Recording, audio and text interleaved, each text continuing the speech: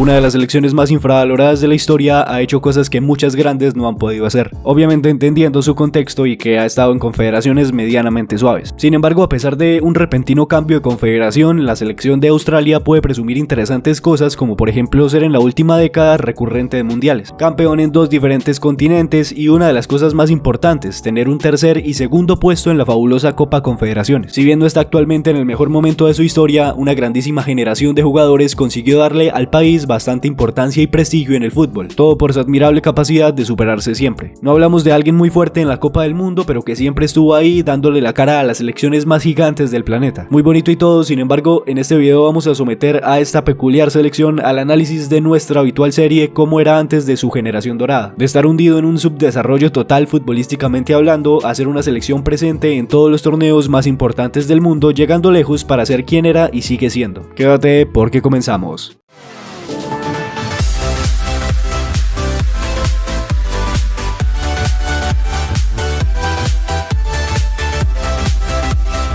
La respectiva selección fue fundada desde 1922, mejor dicho, fue ese año, a pesar de no ser siquiera popular para su nacimiento, porque a diferencia de otros lugares en el mundo, Australia jamás tuvo como un deporte referente al fútbol, por lo menos hablando del siglo XX. También otra cosa que influyó mucho a su subdesarrollo futbolístico fue el hecho de quedar tan aislado de donde el fútbol sí tenía una importancia verdadera, incluso si lo comparamos con los otros 4 continentes, todos tenían un crecimiento, obviamente unos más lento que otros, algo que hasta la actualidad no ha cambiado. Pero aunque Australia fuese un país de grandes números en cuanto a terreno y población, el fútbol llegó en diferido. Dicen que tardó unos 50 años en que se volviese algo realmente visible en la sociedad australiana. En ese orden de ideas, rápidamente nos vamos a 1970, en donde las cosas empezaron a llegar, pues antes, si bien existía la selección, no disputaba ni siquiera torneos de la FIFA. El primero que jugó a nivel continental se trató de la segunda edición de la Copa de Naciones de OFC en 1980, porque a la primera no fue y en esta segunda salió campeón, teniendo así su primer título continental. Ese por lo menos fue emocionante,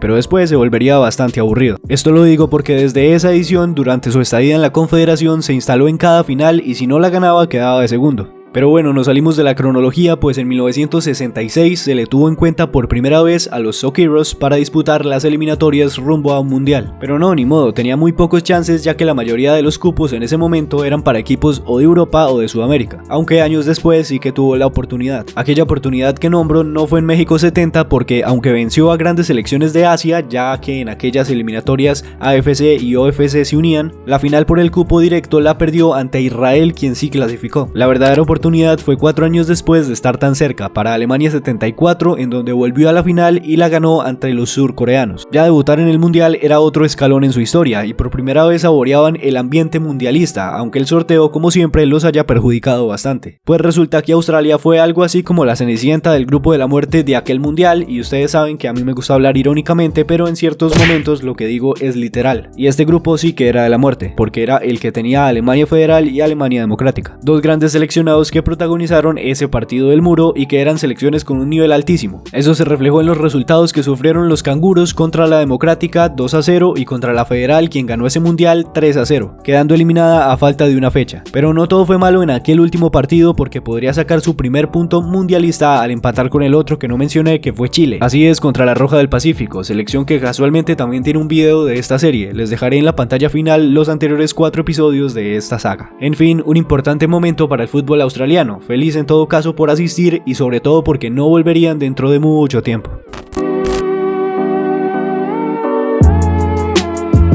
Con la participación del 74, el fútbol de Australia poco a poco fue tomando relevancia social, ámbito que influye obviamente en el desarrollo del deporte, y entramos en esa época oscura en la cual haremos el repaso a enfatizar, pues fue una racha muy negativa a pesar de haber ganado varios títulos. Me explico. Australia para 1980 no era la super selección, sin embargo al competir con islas muy pequeñas siempre tenía una ventaja absurda contra los demás miembros de la OFC. Y es cierto, desde el 78 hasta el 93 logró recolectar una Copa Continental de la que les hablé anteriormente, y de hecho la única realizada en ese periodo de tiempo. La oscuridad de la época fue por ese frustrado regreso mundialista. Para las siguientes ediciones siempre le pasaron por encima selecciones asiáticas, porque recordemos que seguían unidas las 2 confederaciones a la hora de hablar de clasificaciones mundialistas. Irán, Corea o Japón siempre les robaban el cupo, ya que estos equipos estaban teniendo un crecimiento muy rápido y bueno. A su vez, Nueva Zelanda había estado compitiéndole un poco más a los canguros, siendo así un inconveniente a veces para Australia. Por estas y más razones no volvería al mundial, y por ende ese mismo mismo nivel iba poco a poco volviendo a caer. Todo parecía ir mal, pero ahora viene lo peor.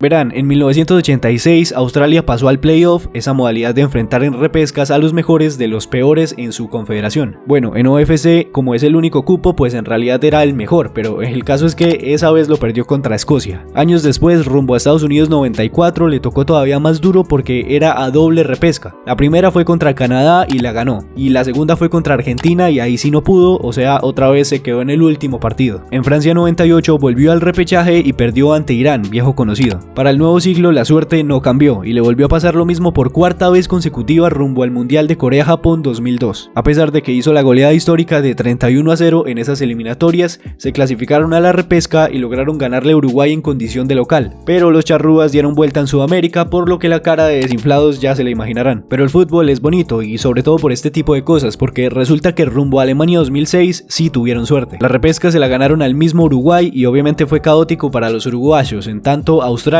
sintió el alivio de regresar por fin a la Copa del Mundo, teniendo esa conexión especial con los mundiales que albergó Alemania, ya que fue en el que debutó y con el que cortó la maldición de la repesca. Pero me salté algo importantísimo: en ese 2006 Graham Arnold tomaría las riendas del equipo y armaría entonces un plantel renovado con la que serían las figuras de la excelente generación dorada que apareció en aquel mundial del 2006. Un conjunto comandado por el joven Tim Cahill, leyenda absoluta del fútbol australiano, llegó más lejos de lo esperado, pues en su regreso se superó de una manera épica. Logró pasar a la segunda fase del torneo. En su grupo se cruzó con su ya para entonces rival Japón, Croacia y Brasil, la recién campeona. Contra esta última no pudo hacer mucho, pero a Japón le sacó una victoria de 3-1 y a Croacia le logró sacar un punto, así clasificándose a octavos, en donde fue eliminada por la que sería la futura campeona Italia. Asimismo, se llegó a un acuerdo en ese mismo 2006 de hacer una mudanza de confederación. A Australia no le parecía justo que siempre se quedara al borde de clasificar al mundial solo porque Oceanía no tenía ni un cupo directo, entonces se metió a la AFC, en donde sí tuvo mucha más competencia, pero igual logró clasificarse a Sudáfrica, a Brasil y a Rusia. Antes de hacer eso, Australia ganó la Copa de Oceanía en el 96, en el 2000 y en el 2004, títulos que le significaron boletos a participar de la Confederaciones. Una vez allí se dio una de sus más grandes sorpresas, pues en la Copa Confederaciones del 97 le pasó por encima a México, le empató a Brasil y, como no, eliminó en semis a Uruguay para clasificarse a una final internacional, que obviamente perdió con humillación incluida contra la fuertísima Canariña. Pero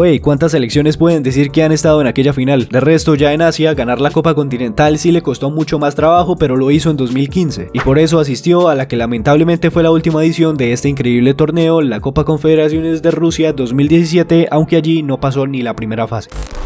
Un combinado con una historia que en lo personal supera a las anteriores y lejos. La selección australiana y todas sus anécdotas son para enmarcar, aunque en muchas ocasiones sufrió bastante, dándonos una perspectiva de lo difícil que es crecer deportivamente. Australia lo intentó, primero debió esperar 50 años, o sea medio siglo, para que fuera algo al menos, y luego, después de caer y caer en repescas, al final logró su objetivo. Actualmente el DT Graham Arnold, mismo que los llevó a Alemania 2006, está a cargo de la selección, que posiblemente llegue a Qatar, con la ilusión de seguir superándose cada vez más. Pues es lo que se ha demostrado, una selección que se le mide a retos, aunque no tenga ni los más grandes nombres, ni mucho menos la historia futbolística decente para hacerlo. Con muchas ganas de hacer este capítulo, al fin he saldado mi cuenta conmigo mismo y espero leer sus comentarios sobre el qué les pareció esta historia y sobre cuál selección quieren ver para un sexto episodio de esta serie. Recuerden que en la pantalla final encuentran la lista completa. Sin más, espero que este video haya sido de su agrado, pero sobre todo que les haya parecido interesante. Ya saben que si quieren ver más de este tipo de contenido, la mejor ayuda es dejando sus interacciones,